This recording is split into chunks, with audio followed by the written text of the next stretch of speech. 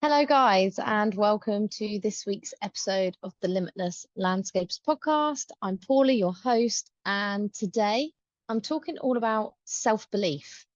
And are you even a real business owner if you haven't struggled with self-belief before? So, if this is of interest to you, please do come over and join me for this week's podcast. Now, let's go to the show. As the co-founders of the Landscaper Circle, we help you get more money, time and freedom to become limitless through our experiences as fellow landscapers and our tried and tested methods. If you want help with your marketing, managing or growing your business, you've definitely come to the right place. If you're a landscaper, garden designer or supplier to the industry, then hit subscribe so you never miss an episode. Now, let's get back to the show. Hello, guys, and welcome to this week's episode of the Limitless Landscapers podcast. I'm Paula, your host and the Landscapers coach. How are you doing today? I am recording this and I'm currently in peak week. I am doing my first bodybuilding competition on Sunday. It is Tuesday as I record this, and it's been a very epic journey of sorts. I'll be doing a more full-on podcast about that after the show next week. But it also feeds in to this week's podcast that is all about really self-belief. And I come at this from two places because often as business owners, a lot of the reasons why we don't do things, why we don't achieve the things we want to do, is mainly due to self-belief and doubts that we hold about ourselves. Now, doubts that could be ingrained from our childhood, what's happened to us, our learnings, our experiences of the world. It will all impact on our self-belief. And over the last week, I was doing an NLP course all week, and it was fantastic, actually. We were delving through helping clients with their problems, changing behaviours, and all of that fantastic stuff. And one of the days focused on basically goal setting and how we come at it. And a lot of it is to do with self-belief, because often what we see our reality is what we believe to be our reality. So everything is possible in the world is possible for us, as we know. It's just a question of how it happens for us. And it's a kind of a question on who do you believe you are? What do you believe your place is in the world? And what do you want your reality to look like? Now, I'm not saying you're going to change your self-belief overnight, but it needs working on in order to fulfill your dreams and live the life that you think and dream is possible. There is often multiple ways of thinking inside of us. We have the critic, the inner critic. We have the big believer, the big dreamer, which many of us are. We are entrepreneurs, of course. And we have a realist as well. And these are the things I want to talk about today. But in developing self-belief, now, part of the reason I'm doing this bodybuilding journey was I needed to set myself a big goal. And mainly because I turned 40 nearly 2 years ago now. And I felt that although I was going to the gym and achieving lifestyle goals, I wasn't actually getting anywhere.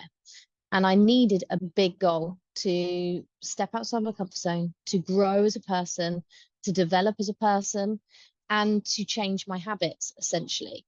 I gave myself the goal of I'm going to step on stage. Now, I didn't give myself a timeline because I had no idea how long it'd take to get me there. I had an idea what category I wanted to compete in, and I knew I had to surround myself with the right people in order to get there, hence coaches, posing coaches, and a support network on this journey.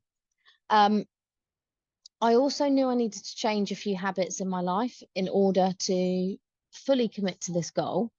And so it began. Now, when you are creating goals for yourself, and we're heading into the last quarter of the year, we are looking at potentially heading towards December, January time, not having achieved the goals we set at the beginning of the year. I thought it's important to come back to this goal setting process, because we need to really start thinking about not just the goals that we want to achieve by the end of this quarter, so by the end of the year, but also the following year and the year after that. And it's important when we are setting these goals that we don't just set them in terms of the dreamer. So I'm going to talk it through from my perspective as well. I'm doing this for both businesses and myself, and you can do it too, but it's essentially thinking of what your goals are and then thinking of them in 3 different ways in order to make sure you can create a plan and a map to get there quickly, easily, and with the most impact.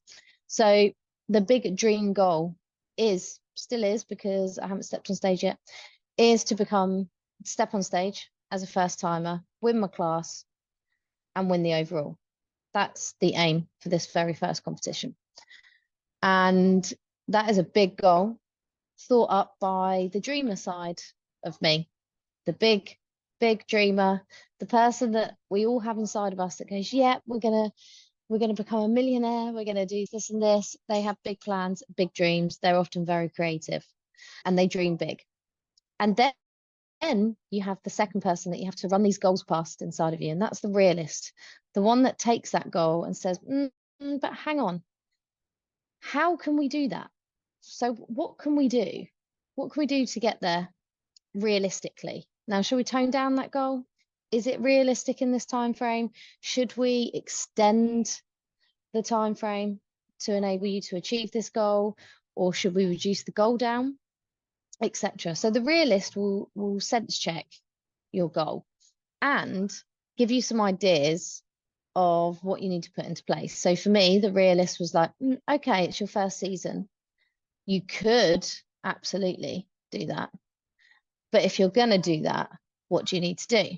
I need to change some habits and lifestyles. So I chose to give up alcohol in order that I would then fully commit to meal plans, training plans, and my body would react in its best way possible, in the most optimized way.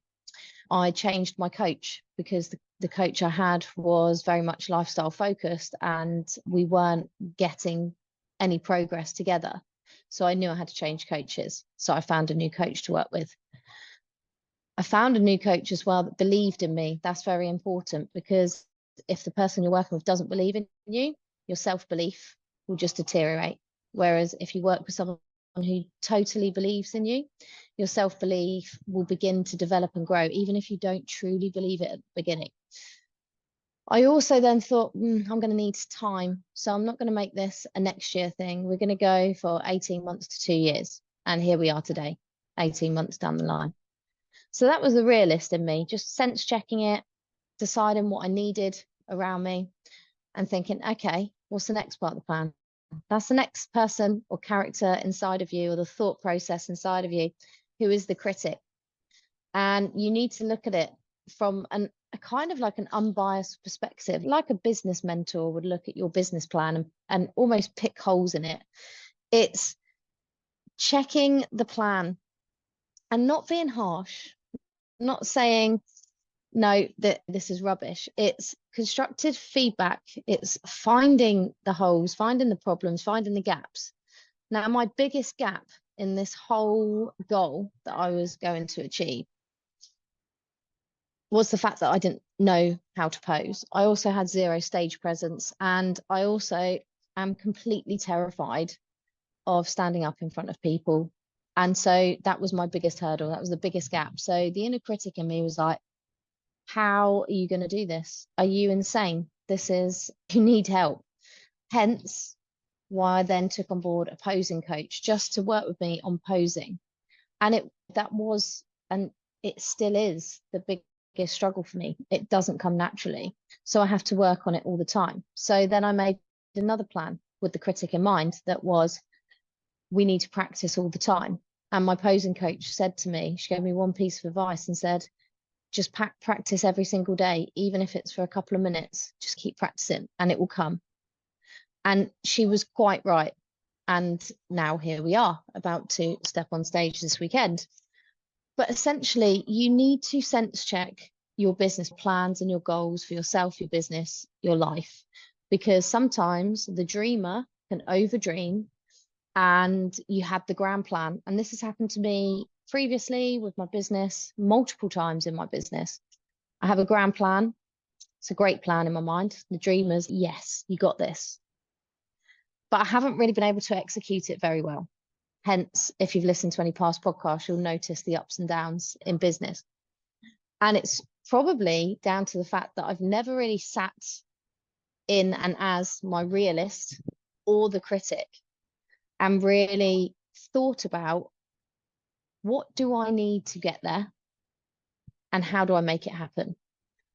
And from the critic perspective, what are the gaps and how can we overcome them? Or what can we tweak in order to get there? So these are all very important things, but when you are setting goals, you need to think about it in those three areas: the dreamer, the creative, the one that believes you can do anything, the realist, the sense checker, the planner, and the critic who looks at it from a problem perspective and finding the gaps.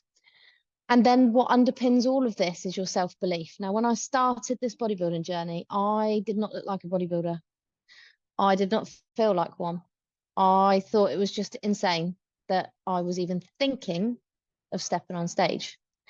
But over the course of the last 18 months, where I have changed my habits, I've changed my thoughts, I've changed my perspective on myself, and I've grown massively in confidence and self-belief, and I've got people around me who support me, and they believe in me probably more than I did when I began this journey.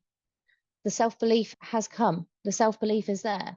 And now I know that I've done everything in my power that I could, and I've ticked all the boxes, and I've completed the steps in order to get to where I want it to be. So now it's all down to Sunday whether I could pull this off and possibly make it the greatest challenge of my whole life and win and take the overall, because I need to bring home a sword for the boy.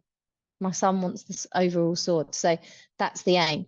But either way, this journey has taught me so much, not just about winning. Whether I win or lose, the change that has happened in myself from a self-development perspective is insane. And how that is going to impact on my life and my business going forward is tenfold.